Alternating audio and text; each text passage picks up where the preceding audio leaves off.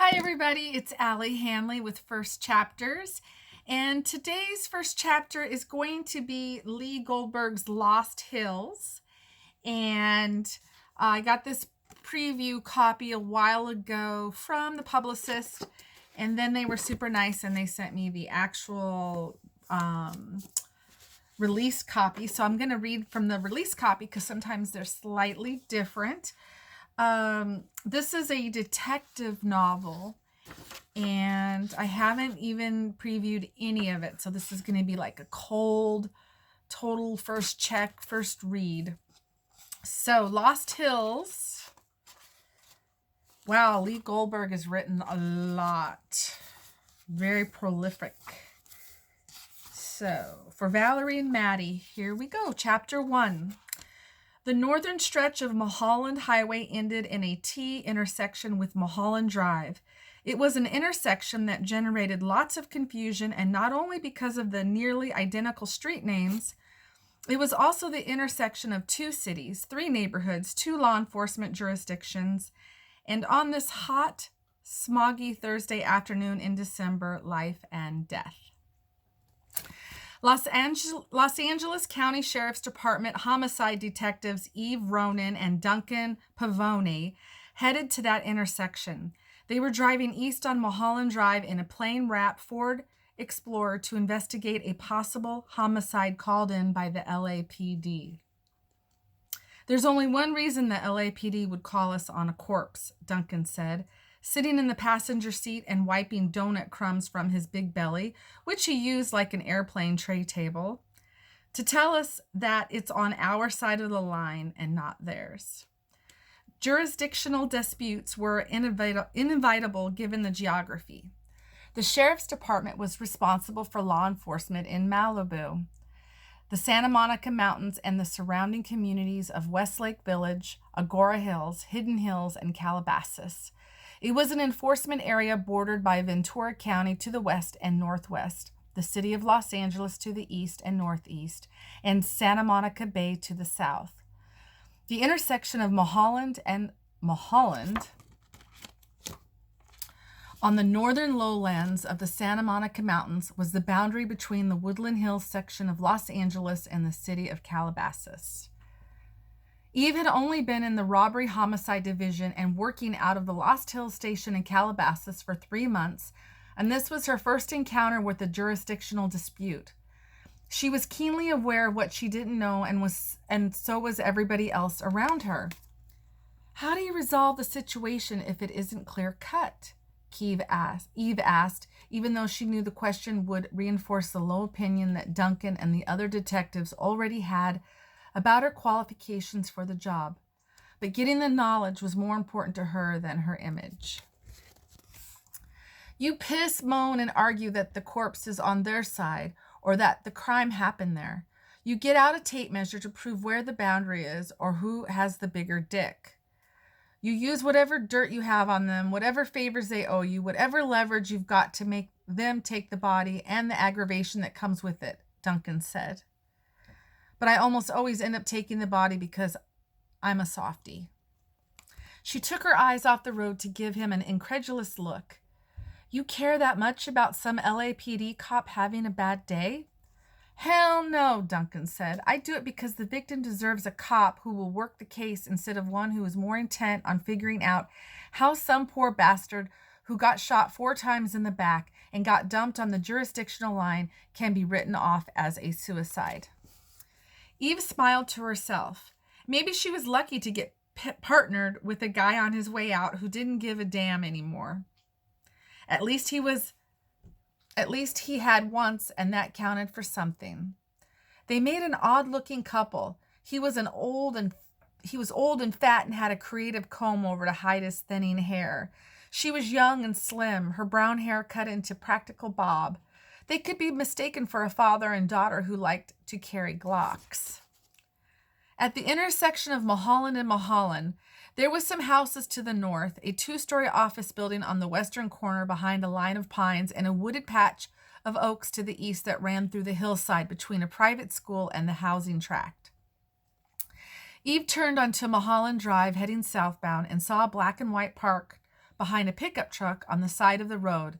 An LAPD plain-wrapped Crown Vic was parked across the street facing north. Two detectives leaned against their car, chatting with an uniformed officer. The detectives looked like they'd taken advantage of buy one, get one free sale at Men's Warehouse and split the cost to get off-the-rack suits they were wearing. The two suits are Detective Frank Knobb and Arnie Prescott out of Canoga Park, Duncan said as she parked behind the black and white. Our paths have crossed a few times. Between the two of them, they've been around as long as I have. Eve appreciated that Duncan didn't use the opportunity to mention yet again that she wasn't born when he'd pinned on his badge. Duncan got out, hiked up his pants, waited for a car to pass, then crossed the street to speak to the detectives. Eve went over to check out the truck, which was covered with pine needles. The windshield was spattered with blood from the inside of a body was slumped in the driver's seat. Hey, Dunkin' Donuts, one of the detectives said as Duncan approached him. How's it going? Counting the days, Frank, Duncan said. Another 163 and I'm out of here. Have you heard about my new partner, Detective Ronan? The two LAPD detectives looked over at Eve, who was still across the street studying the truck. Death Fist? Frank Knobb said. Sure, she's a legend. Eve was previously a deputy out in Lancaster and unknown to anybody on the LAPD or anywhere else. But 4 months ago, while off duty, she witnessed actor Blake Largo, who starred in the invincible action hero Death Fist in a globally successful string of movies, assault a woman in a restaurant parking lot. Eve confronted him. He took a swing at her and she put him on the ground. She pressed his million-dollar face to the pavement until police arrived. A bystander got it all on video with his phone and uploaded it to YouTube. The video got 11 million hits in less than a week. Now everybody called her Death Fist. So she ignored Knobb's snide remark and focused her attention on the driver of the truck. His head lolled back on the headrest. His throat was slit and the jagged cut gaped open like an obscene, bloody smile. A Rambo knife lay on the passenger seat. She thought it might be a suicide considering that the knife was right beside him and the largely residential, very safe neighborhood where the victim was found. But if it was suicide, he picked an odd place to end his life. The last thing he saw as he bled out was Gelson's, an upscale supermarket. Then again, Gelson's was heaven to some people. You're shitting me, Arnie Prescott said, studying Eve. A viral video is all it takes at Sheriff's Department to step up from burglary to homicide. It had more to do with the timing of the video, which came out amid revelations that the sheriff's deputies were beating prisoners at the county jail. The enormous positive PR she got was a welcome distraction from the scandal and encouraged the embattled sheriff to keep her at the top of the news cycle for as long as possible. He did that by showering her with accolades, which included offering her promotion. What she wanted was to transfer to robbery homicide, and she got it, making her the youngest woman ever in the division. The public and the media loved it. The rank and file at the LASD, primarily the 86% of them who had testicles, did not. The sheriff's department doesn't have the LAPD's highest standards, Knobb said. No wonder you're cashing out now, Prescott said to Duncan. Duncan didn't argue the point. What's the story on the dead man? A jogger spotted the body and called 911, Knobb said. The operator called the LAPD. This fine young patrol officer showed up, saw the guy was not merely dead, but most sincerely dead, and brought us in. Wait, this officer failed to notice in all the excitement was the boulder? Prescott pointed to the median where a newly installed boulder sat in a bed of flowers with the words, "Welcome to Calabasas," and a soaring bird decoratively carved on its north face, at which side of the boulder the truck was parked on. Knobb grinned at Duncan. Your side. Sure enough, the truck was parked a few feet south of the invisible city limits line, conveniently demarcated by the boulder, putting it in Calabasas. Eve looked at the road on the Los Angeles side and her anger flared. She didn't like being played.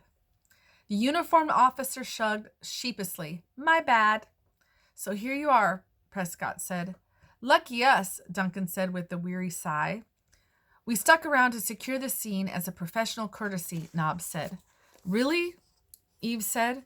The two LAPD detectives looked at her like a naughty child who'd spoken up while the adults were talking. Because I thought securing the scene meant making sure it wasn't disturbed. It doesn't look disturbed to me, Nobbs said. The truck is covered with pine needles, Eve said. It obviously spent the night parked under a pine tree, which is odd since the nearest one is down at the corner in Los Angeles. Prescott snorted. You ever heard of wind? She stared at the detectives, not bothering to hide the disgust on her face. So why aren't there any pine needles on the sidewalk or the street around the truck?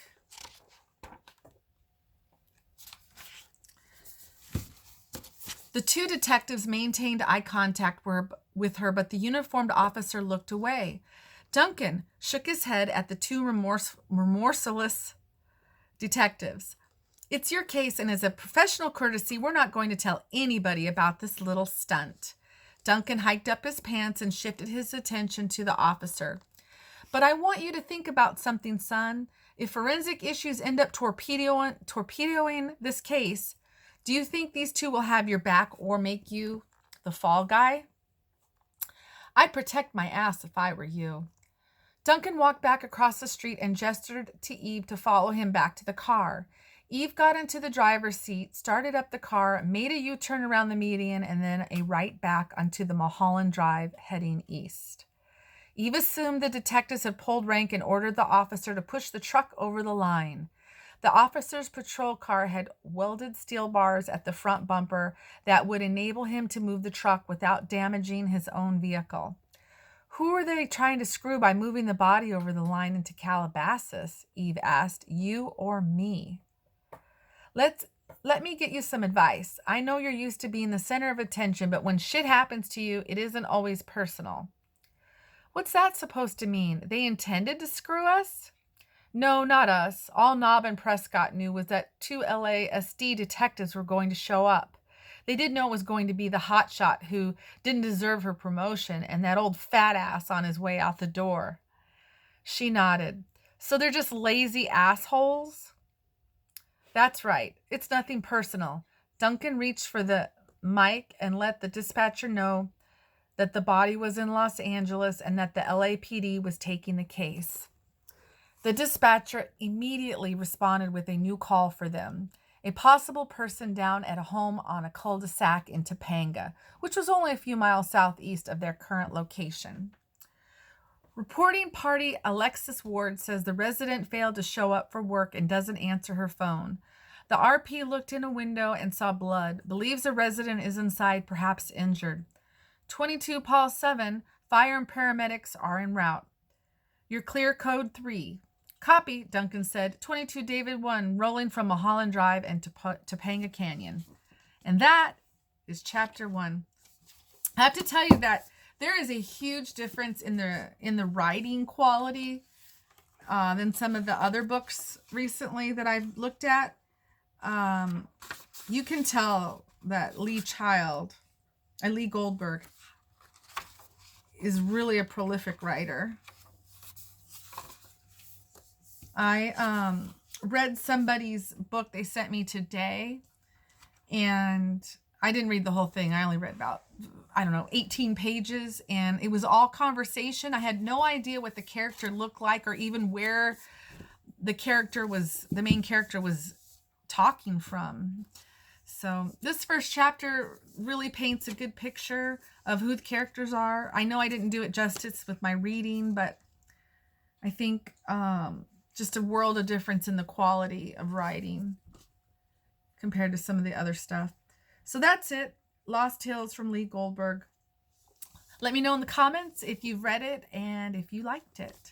Have a great day, guys. Bye.